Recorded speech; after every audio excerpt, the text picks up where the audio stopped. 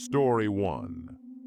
Rental Cabin Horror. It was late December, and the promise of a peaceful weekend at a secluded cabin on Mount Hood was exactly what I needed to unwind. My job as a construction manager had been grueling, and the constant noise of power tools and endless deadlines left me craving silence. The idea of a cozy cabin with a snowstorm swirling outside seemed like the perfect retreat. The drive up the mountain was beautiful, but treacherous. Snowflakes clung to my windshield, and the winding roads demanded all my attention. By the time I arrived at the cabin, the storm had begun in earnest. The cabin looked charming, exactly as advertised. It was nestled in a clearing surrounded by tall pines, their branches heavy with fresh snow. The key was in the lockbox, just as the rental company had promised. When I stepped inside, the first thing I noticed was the cold. The thermostat was set low, likely to conserve energy. I flicked on a few lights and quickly got a fire roaring in the wood stove. As the warmth began to spread, I finally let myself relax. The cabin was small but cozy, with a rustic charm that felt like stepping into a postcard. But as I unpacked, small oddities began to surface. The kitchen sink held dirty dishes, a plate with dried grease, and a couple of mugs. The bed in the main bedroom was unmade, the sheets rumpled, and the pillows still indented as if someone had been lying there. I pressed my hand to the mattress. It was warm. Unease prickled at the back of my neck, but I brushed it off. Maybe the cleaning crew had been rushed, or maybe they hadn't been able to make it out because of the storm. After washing the dishes and tidying up, I decided to settle in for the evening. I cooked a simple dinner, poured myself a glass of whiskey, and sank into the recliner by the fire with a book. The snowstorm outside intensified, blanketing the cabin in an eerie quiet. By 10 p.m., the warmth of the fire and the exhaustion from the drive began to lull me to sleep. Sometime after midnight, I woke to a noise. It was faint at first, a soft creak that I told myself was just the old cabin settling in the cold. But then came another sound, a deliberate scrape like a footstep on the wooden floor. My heart pounded as I sat up, straining to listen. The storm howled outside, but inside the cabin, everything was silent again. Grabbing the flashlight from the nightstand, I crept through the cabin, checking the doors and windows. Everything was locked, and the snow outside was undisturbed. I convinced myself it was nothing, perhaps the wind or a branch scraping against the cabin, and went back to bed, though sleep didn't come easily. The next morning, the storm had passed, and pale sunlight filtered through the trees. With coffee in hand, I stepped out onto the porch to take in the view. That's when I saw them. Footprints in the snow, leading from the back door of the cabin into the woods. My stomach tightened as I realized the implications. Whoever had left those dishes and unmade the bed hadn't left before I arrived. They had been there while I was inside the cabin, likely hiding somewhere and waiting for me to fall asleep to sneak out. I followed the footprints as far as I dared into the forest, but they disappeared among the trees. When I called the rental company, their apologies were frantic and effusive. They insisted no one should have been there and offered me a full refund. They even suggested I leave immediately. But I had come here for peace, and I wasn't ready to give up my weekend because of some squatter. That night, I double-checked all the locks and kept the fire burning bright.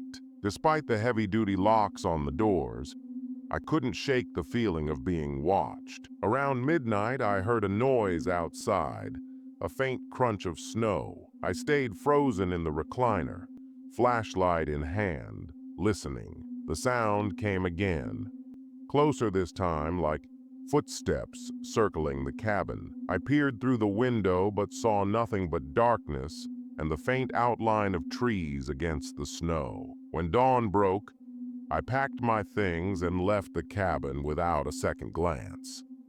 As I drove down the snowy mountain road, I couldn't shake the feeling that I was being followed. Every now and then, I checked the rearview mirror, half expecting to see a shadowy figure among the trees. To this day, I don't know who was in the cabin or what their intentions were. The rental company never found any evidence of a break-in, and no belongings were left behind. But the experience left a mark on me. I still rent cabins occasionally, but I always inspect every inch of the place before settling in. Because the truth is, even in the most remote, peaceful places, you're never truly alone. Second story, ice fishing horror. The frozen expanse of the Minnesota lake stretched out like an endless white desert, the air crisp and biting. For most people, a blizzard was a reason to stay indoors, but for me, it was the perfect excuse to escape the stress of work and immerse myself in the solitude of ice fishing. The icy lake, the quiet crackle of the propane heater in my fishing shack, and the occasional tug on the line were my way of finding peace. That day, the storm started earlier than predicted, and visibility quickly dropped to less than 20 feet. I had set up my fishing shack near the center of the lake and settled in, relishing the isolation. With the wind howling outside and snow piling up, I felt like I was the only person in the world. That sense of peace didn't last long. About an hour into fishing, I glanced up from my line and saw a dark figure standing in the swirling snow. He was just outside the range of my shack's window, an unmoving silhouette against the storm. At first I thought he might be another fisherman, but there hadn't been any other cars in the parking lot when I arrived. A chill ran through me, one that had nothing to do with the cold. The figure didn't move. I squinted, trying to make out his features, but the frost on the window and the swirling snow obscured everything. After what felt like an eternity, I looked away to check my line. When I looked back, he was gone. The hairs on the back of my neck prickled, but I convinced myself it was just my imagination playing tricks on me. Not long after, I heard the crunch of footsteps on the ice, stopping just outside the shack. My heart raced as I reached for the zipper of the shack's entrance. I pulled it open a fraction, peeking out. There he was again, tall and bundled in heavy winter gear, his face mostly hidden by a scarf and hood. His breath formed clouds in the freezing air. "You shouldn't be out here," he said, his voice deep and rough. I frowned. "The ice is fine," I replied, gesturing toward the holes I had drilled. "It's solid." He shook his head. "Not today." His tone sent a shiver down my spine. There was no malice in his words, but the weight of them felt like a warning. Before I could respond, he turned and walked away, disappearing into the storm as suddenly as he had appeared. I called after him, but he didn't stop. Minutes later, I heard a loud crack beneath me. The ice groaned and shifted, a sound like thunder rolling beneath my feet. Panicked, I grabbed my gear and bolted out of the shack. The cracks spread like a spider web, the ice giving way with a deafening crash as my shack tilted and sank into the freezing water. I ran, my boots slipping on the slick surface, heart pounding in my chest.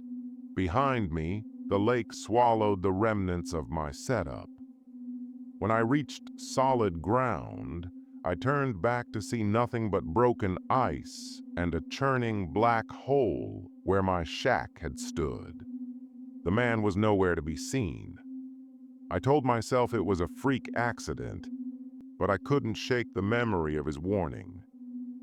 When I shared the story with a friend, He mentioned local legends about spirits that warned fishermen of danger. I wasn't sure if I believed in ghosts, but I knew one thing for certain. I wouldn't be returning to that lake anytime soon. The ice may hold many secrets, but some are better left buried beneath the snow. Third story, Snowstorm Driver, Horror. The snow-dusted mountains of Taos, New Mexico loomed against the sky as I navigated the winding back roads in search of the perfect photograph. The storm forecast didn't deter me. In fact, it fueled my determination.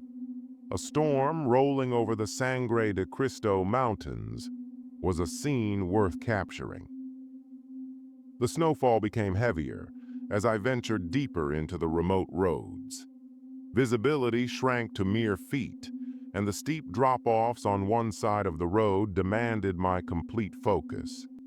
When my tires hit an unseen patch of ice, my car slid sideways into a snowbank. My efforts to free the car were futile. I was stuck. With no cell service and a blizzard swirling around me, my only option was to wait. I had enough supplies to last the night, so I wrapped myself in a blanket and resigned to the situation. Hours passed, and the storm's howling wind enveloped everything. Then, headlights pierced the blizzard's gloom, and a truck pulled up behind my car.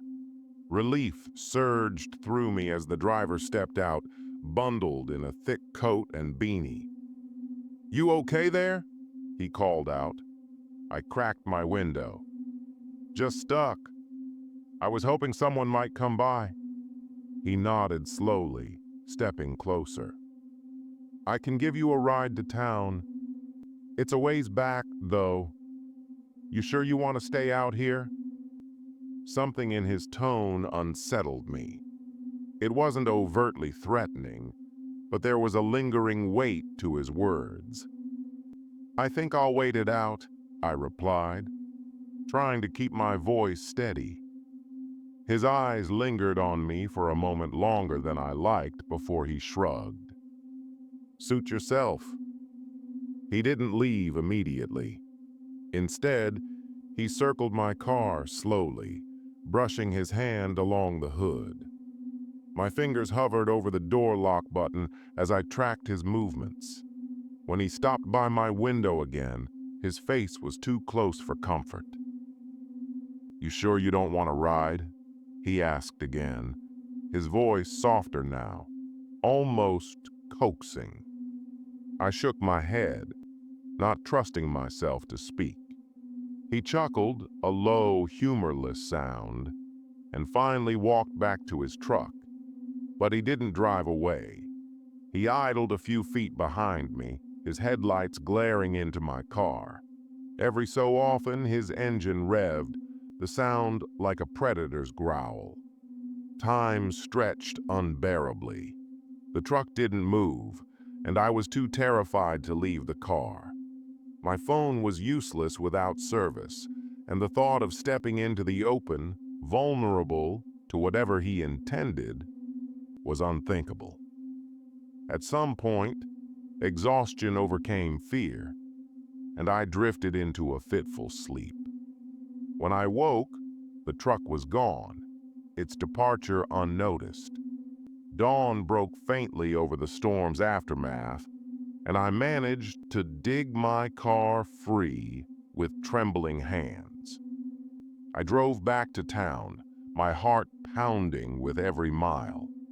At a diner, I recounted the encounter to the waitress. Her face paled as she listened. "You're lucky," she said, leaning in. "There have been reports of a truck like that. The driver stops stranded people and tries to get them into his vehicle. No one knows what happens after that. But it's nothing good." A chill ran down my spine. What if I'd accepted his offer? What if I hadn't locked my doors? The storm had been merciless, but it was nothing compared to the human threat lurking within it. Now, every time I head into the mountains, I take extra precautions. The snow isn't the only thing hiding on those desolate roads.